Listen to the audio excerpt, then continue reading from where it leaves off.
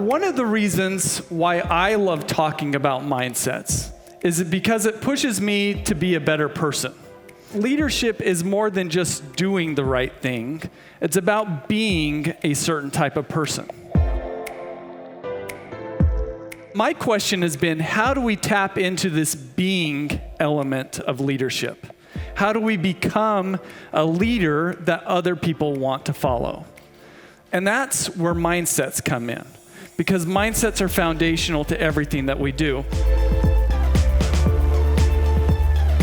If we try to develop our people by focusing on behaviors, which is what I think that 90% of all leadership development programs out there focus on behaviors. 9% focus on thinking. Only 1% focuses on mindsets. So when I get approached by your organization to talk about mindsets, I'm already thinking, wow, this is great. This is maybe the 1% of organizations that are focusing on mindsets. You see, all of us have our own unique way of seeing the world. And we all tend to think it's the best way to see the world. You know why I think that? Is because if we thought we could see the world better, we would do so. What happens when we focus on behavior? We try to push that forward. Well, if we're not talking about mindsets, our prevailing mindsets are going to continually resist any improvements we're trying to make in behavior. A much better approach is to push forward our mindsets, and then naturally our thinking and our behavior and our effectiveness will follow.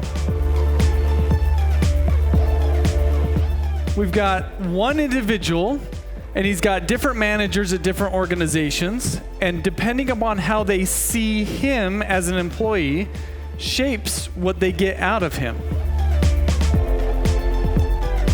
If you could think about yourself and your competitors in the marketplace, what qualities do they possess right now that would lead them to be unsuccessful 5, 10, and 20 years from now? And we can ask that same question about, okay, what qualities do they need to have right now to be successful 5, 10, 20 years from now? And what we would come up with is a chart like this. The companies that are not going to be successful in the future are going to be on this non-agile side. Some of those qualities include change-resistant, closed-minded, self-protecting, problem-avoiding, risk-adverse. But the organizations that are going to be the most successful 5, 10, 20 years from now are those that are change-ready, open-minded, organization-advancing, problem-solving, and opportunistic. I've found that most leadership research, again, focuses on behaviors, what leaders need to do. But I wanted to tap into the being element of leadership.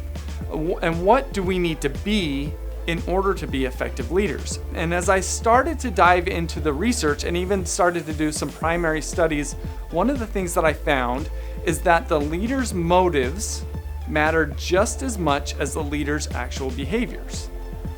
And so if we can better understand the motives of leaders and change and improve the motives of leaders, they're going to be more effective.